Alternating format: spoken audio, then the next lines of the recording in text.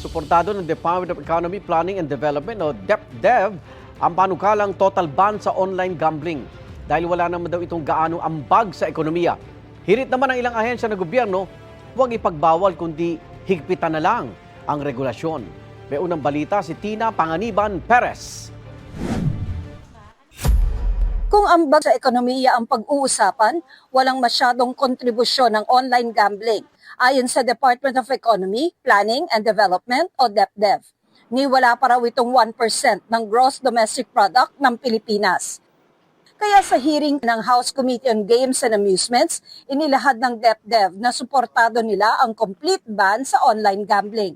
DepDev supports either a complete ban or prohibition of online gambling, or if not, a strict regulation of the industry.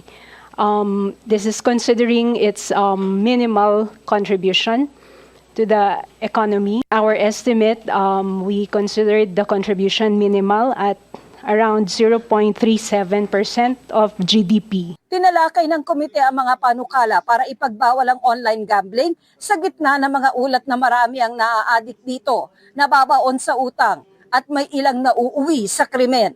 May panukala ring ipagbawal ang paggamit ng mga mobile digital wallet at iba pang electronic payment system sa pagtaya sa sugal. Bilang paunang hakbang noong Agosto, iniutos ng Bangko Sentral ng Pilipinas sa mga e-wallet at financial institution na alisin sa kanilang mga app ang access sa mga gambling site. Ulat ng PAGCOR, mula noon, pababa na ang kanilang kita at posibleng hindi maabot ang projection na 60 billion pesos na kita sa pagtatapos ng taon. One of the main factors po na tinitingnan namin is yung delinking po of the platforms sa ating mga payment e-wallets po. And then nakita din po namin na meron din pong slight decline din po sa new players po. Kalahati ng kita ng PAGCOR ay napupunta sa pamahalaan. Bahagi ng kita ng PAGCOR ay napupunta sa mga programa para sa mga mahihirap.